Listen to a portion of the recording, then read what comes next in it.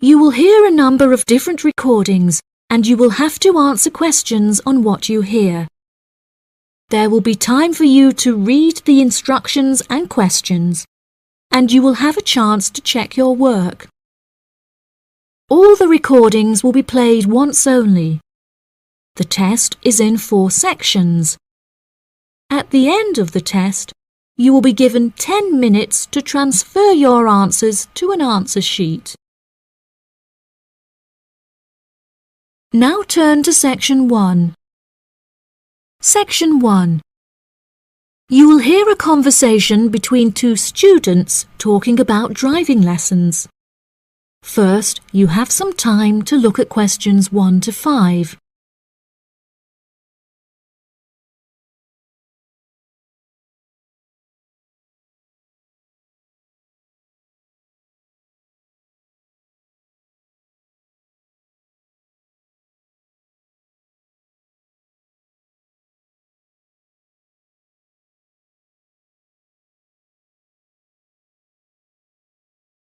You will see that there is an example that has been done for you. On this occasion only, the conversation relating to this will be played first. Hi, Zach. I heard you passed your driving test. Congratulations. Thanks, Olivia. I passed just last week. It feels great to be independent and driving on my own. I really want to take driving lessons, but I haven't been able to find a driving school that will give lessons during the weekends, so that I don't have to miss any classes at college. The woman wants to take driving lessons during the weekends, so weekends has been written in the space. Now we shall begin. You should answer the questions as you listen, because you will not hear the recording a second time. Listen carefully and answer questions 1 to 5. Hi, Zach. I heard you passed your driving test. Congratulations. Thanks, Olivia. I passed just last week. It feels great to be independent and driving on my own. I really want to take driving lessons, but I haven't been able to find a driving school that will give lessons during the weekends, so that I don't have to miss any classes at college. The driving school that I used was brilliant and really flexible with their teaching hours. It's really close to the school. The address is 67 Kings Road. That's 67 King '(S) Road. Oh, that's perfect. I don't like the idea of driving around busy streets. Did your teacher make you drive in urban areas, or did he mainly teach you on roads in the countryside? My teacher said that I had to learn on both in order to become a good and experienced driver. We would start in the city centre and then drive north above the city. He sounds like a good teacher. Would you mind giving me his contact details so I can ask him for lessons? Of course. My mother's friend Daniel Smith referred me to him. His name is Alan Sutcliffe. Could you spell the surname, please? Sutcliffe.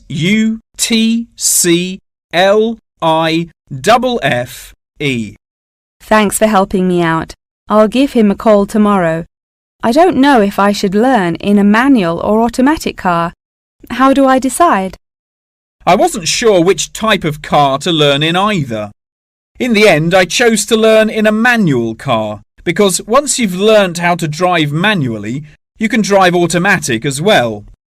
Most cars on the road are automatic nowadays. OK, I think I'll learn with a manual car too then. Hopefully the teacher will be able to give me lessons in the evenings after school. It would be much better if you take the lessons during the day. It will be far easier for you to learn when there is enough daylight to clearly see everything going on around you. But you need to be an experienced driver to drive safely at night. How frustrating. I was hoping I wouldn't have to take lessons during the weekends. You're right, though. Safety comes first. Before you hear the rest of the conversation, you have some time to look at questions 6 to 10.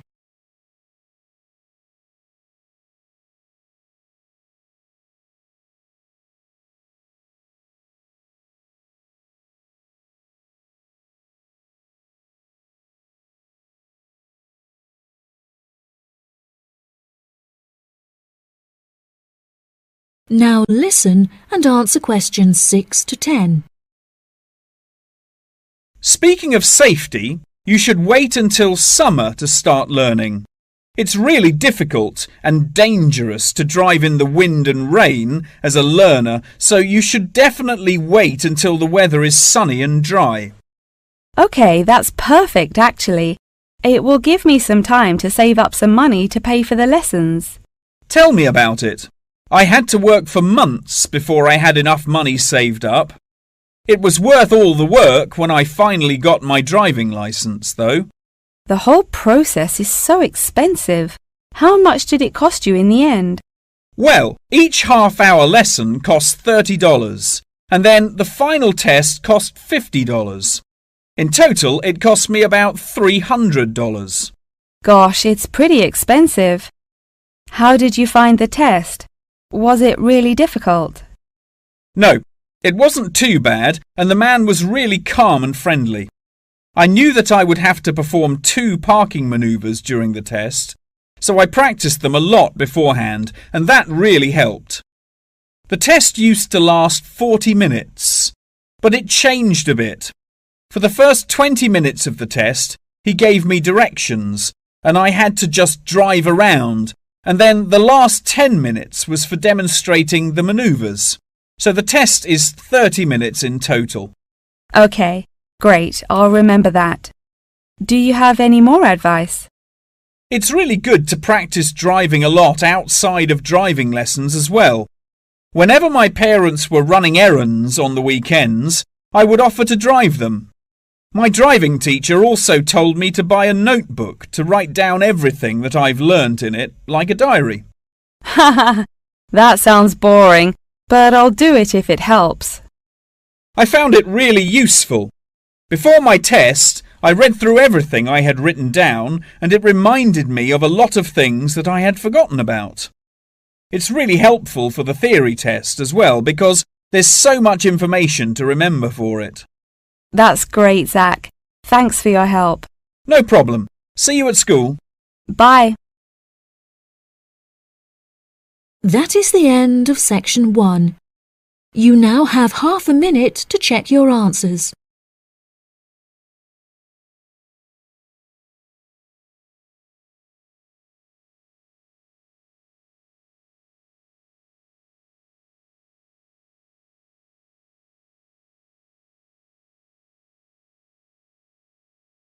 Section 2. You will hear part of a talk about Mount Rushmore given by a tour guide. First, you have some time to look at questions 11 to 15.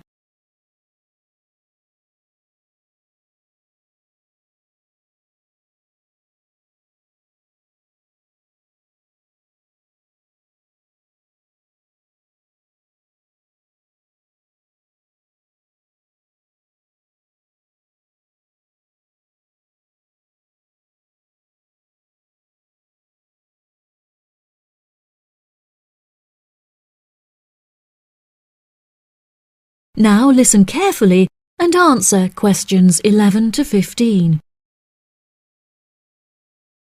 Good morning, everybody, and welcome to Mount Rushmore. To start your visit, I'm just going to give you a brief account of the history of the memorial before letting you roam about on your own. I won't keep you long, okay?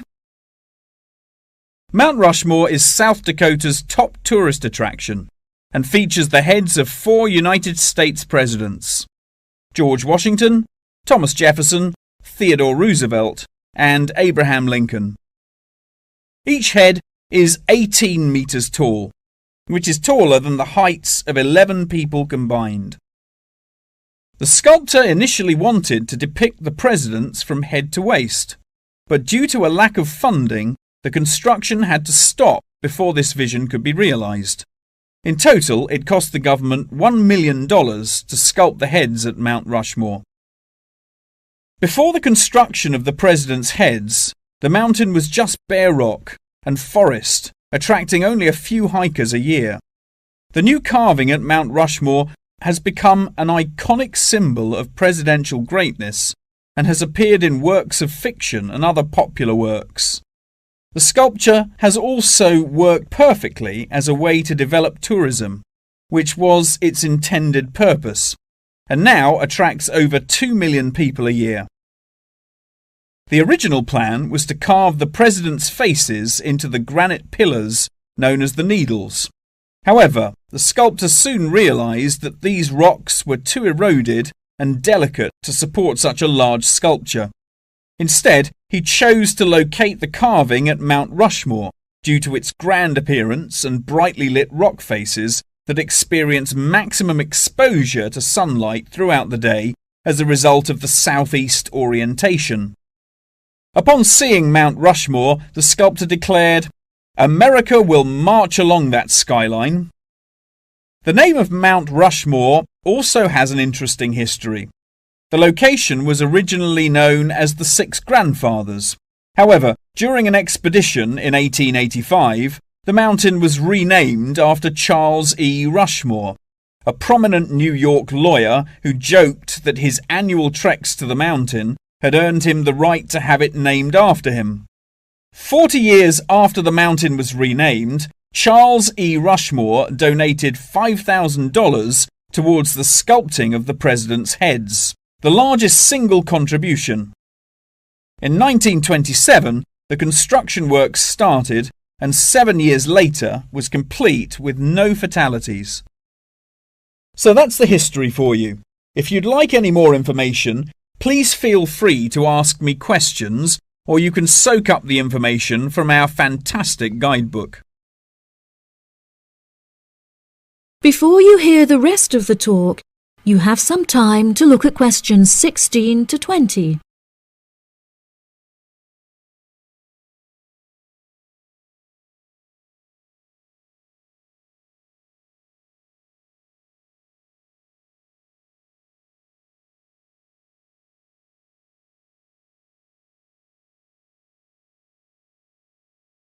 Now listen and answer questions 16 to 20. Now I'm going to give you a plan of the site, and I'd just like to point out where everything is so that you can explore everything for yourself. We're currently standing at the entrance, which is marked with the arrow on the map. If you follow the trail up to our left, you will find the information centre. There's a great photo booth there where you can have your photograph taken with Mount Rushmore in the background for a fee of only $10. What a great souvenir! In front of us is the refreshment centre, where you can help yourselves to coffee, locally grown tea, and a delicious selection of cold drinks and biscuits. Be sure to stay hydrated as it can get really hot up here. To our right, not far up the trail, is the gift shop. Here we sell copies of the guidebook, and it's also the perfect place to pick up some small souvenirs for yourself, your family and friends. Now, further up the trail, behind the gift shop, is a big stone building with a workshop. This is where all of our souvenirs are made by hand, which you can purchase in the gift shop, like I said before. Some are even carved from pieces of rock taken from Mount Rushmore itself. If you carry on walking up the trail past the workshop, you'll find our state-of-the-art visitor centre, where you can find maps of the walking trails here at Mount Rushmore. Now for the real treat. After you have walked past the visitor centre, you can follow the trail up to the left, which will take you to our wooden shelter. From here you will have the best view of Mount Rushmore that there is, an experience not be forgotten. Right, if anyone wants a guided tour, then I'm starting at the information centre. If you'd like to follow me, this way please. That is the end of section 2. You now have half a minute to check your answers.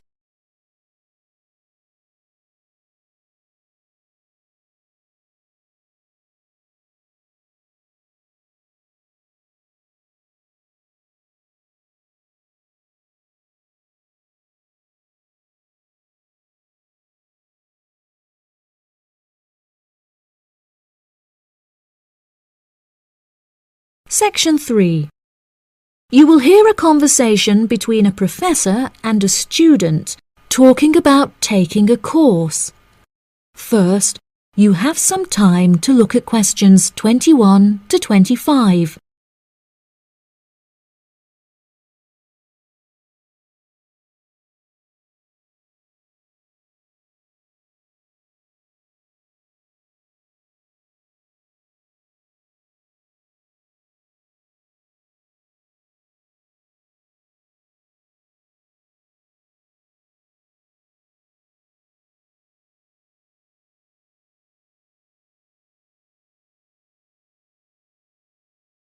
Now listen carefully and answer questions 21 to 25. Excuse me, Dr. Twain. May I speak with you for a minute? Of course, please come in. I'm Charlotte York. I'm considering taking your course in tourism. Right. Well, Charlotte, how can I help you? I have been considering studying tourism. However, it is such an important decision that I would like to seek some advice about it first. Would you mind answering some of my questions? Absolutely. Fire away. Well, I have been discussing courses with my parents, and they are concerned that I will not be able to get a well-paid job with a degree in tourism. The reason that I want to study the course is that I have a great interest in the subject, and I think I would really enjoy it. I believe the only way that I will enjoy my life is if I enjoy my career. Happiness is far more important than money, don't you think? Absolutely. I would much rather be happy and poor rather than rich and miserable. Money cannot buy you happiness. I'm glad you agree. You needn't worry about money, Charlotte. A large part of the tourism course is dedicated to teaching students how to manage finances, a skill that you can apply to your everyday life as well. I would also recommend that you take a sideline course in time management, as this can be incredibly useful in efficiently planning your workload. Efficiency is the key to success. I'll remember that. Now, I have found that some students have natural talents that really help them to succeed in the course. Communication skills, for example, can be very beneficial. Do you have any strengths? Maths was always my favourite subject at school, so I really enjoy solving mathematical problems. However, I find statistics quite difficult. I have always been very capable and self-sufficient. I have a lot of confidence in my abilities and will take the initiative in situations without needing to depend on anyone else for their help. That's a really great quality to have and will be particularly useful if you choose to study tourism. That's great. I would recommend that you spend some of your time researching the course. A lot of people who are uneducated on the subject claim that tourism is a shrinking industry and that it will become irrelevant in the future. If you study the published research, however, you will see that the truth is quite the opposite. The industry has, in fact, grown significantly as people have developed an ever-increasing interest in culture and travel. Have you compared the university course with a polytechnic? Yes, I have. I was interested in studying the course in modules. However, the university doesn't offer that option. I don't have enough funds to be able to attend an expensive university, so I was relieved to see that the course is quite affordable. I also considered attending a summer school instead of university to save money, and so that I could work during the rest of the year. But I really wanted the university experience. I think that university would suit you well. Before you hear the rest of the conversation, you have some time to look at questions 26 to 30.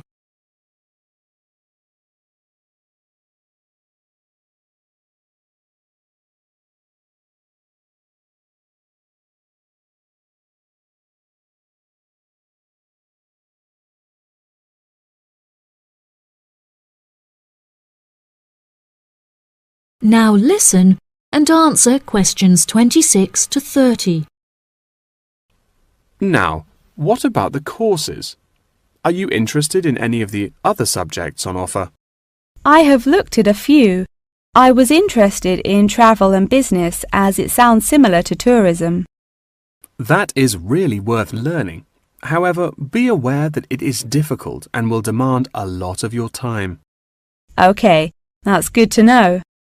You might find that Japanese is an interesting course and it will teach you valuable skills in speaking the language. Personally, it's not bad and could be of some help, but not that much. Okay, Japanese. Got that. What about medical care?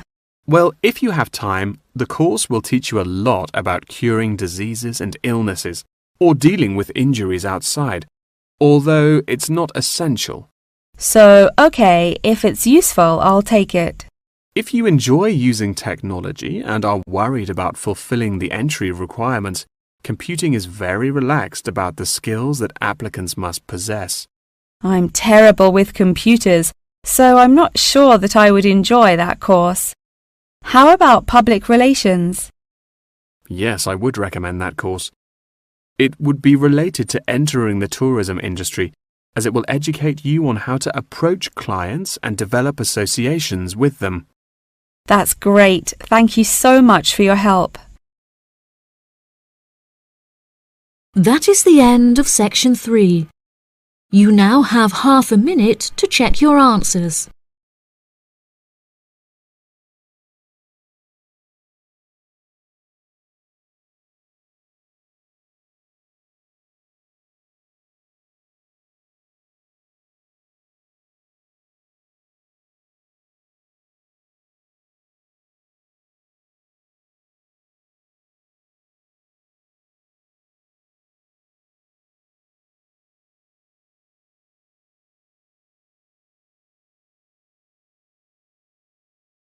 Section 4.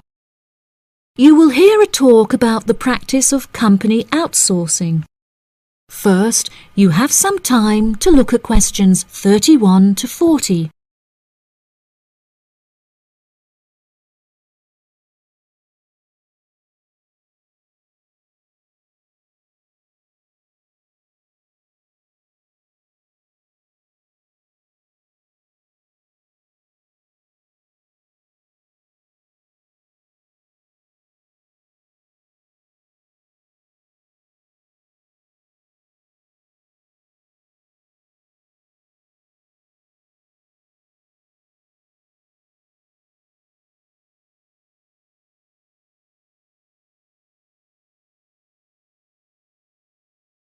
Now listen carefully and answer questions 31 to 40.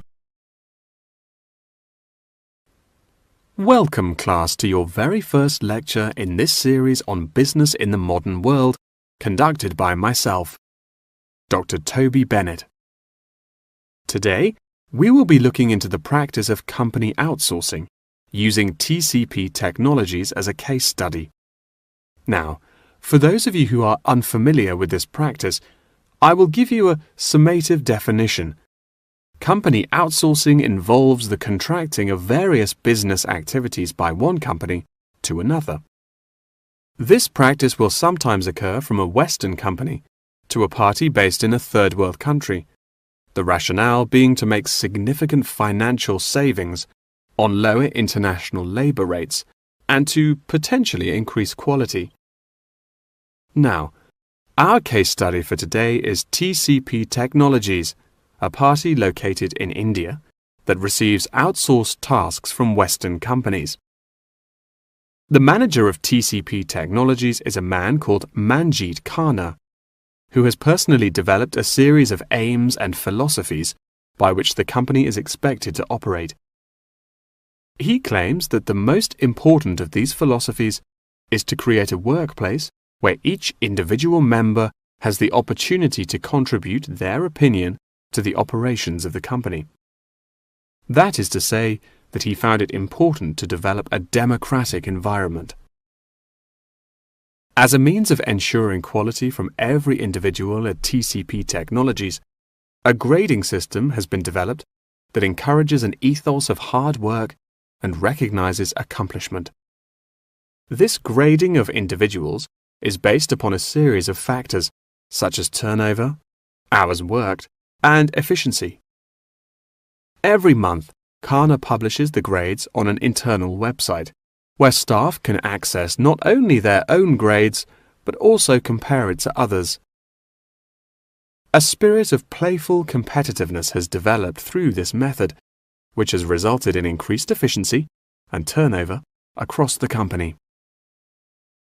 Kana also saw it as essential to develop a culturally diverse group of employees as a means of presenting a multifaceted image that would appeal to a host of potential employees from across the globe.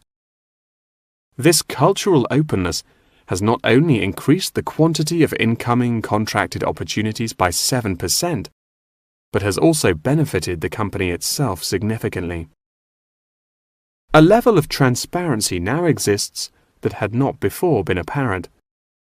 According to questionnaires carried out recently, these newly introduced measures have significantly increased the rate of staff satisfaction, which has subsequently led to an increase of 32% in the company's income. These figures are truly admirable and serve as a testament to the measures that Kana has introduced to the workplace at TCP Technologies. In a recent interview published by The Economist, he declared, "The figures speak for themselves. My system works." When asked if he had any advice for companies on methods they could employ to streamline workflow and increase turnover, he replied, "It's simple, really. A company must see itself not as one entity comprised of nameless components, but instead as a living organism composed of cells, each one essential to the functioning of the whole. I suggest that the motto by which your management operates will be employee first."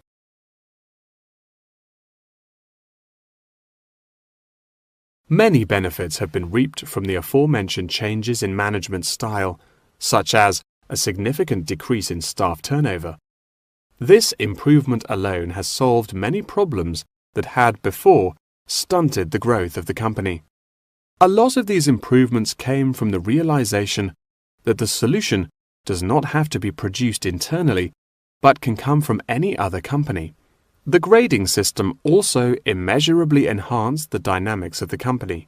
The fact that this measuring system is solely produced for staff members and inaccessible by management means that it cannot be used as a judging criterion for promotion. It has proven itself a relaxed and informal means of stimulating workflow. When asked about specific features of his managing style, Kana mentioned that it is important for him to respond personally to any complaints filed by staff members. Having found the existing complaints process slow and ineffective, he introduced a new online system that created a direct line of communication between Kana and all employees of the company. The complaint form, dubbed by Kana as a ticket, eradicates the middleman, is easily accessible to all employees online, and has an interface that can be instinctively navigated. Any staff-related complaint, such as those relating to air conditioning and food quality, can be submitted directly to Kana via this online system. Entitlement to vacation is also a popular issue discussed through this forum. The main benefit of using this system is that staff must include their personal details on the ticket before they are able to submit it. In the past, anonymous complaints had been the root of much confusion and caused many wasted work hours, so the new system has put a ban on this form of complaint. That wraps up the lecture for today. Please remember that attendance is mandatory. That is the end of section 4. You now have half a minute to check your answers.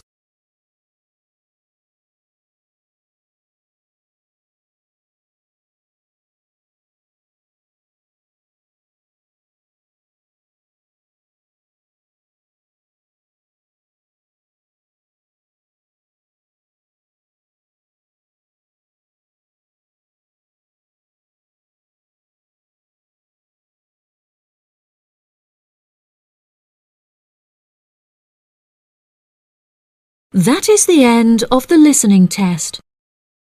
In the Ielts test, you will now have 10 minutes to transfer your answers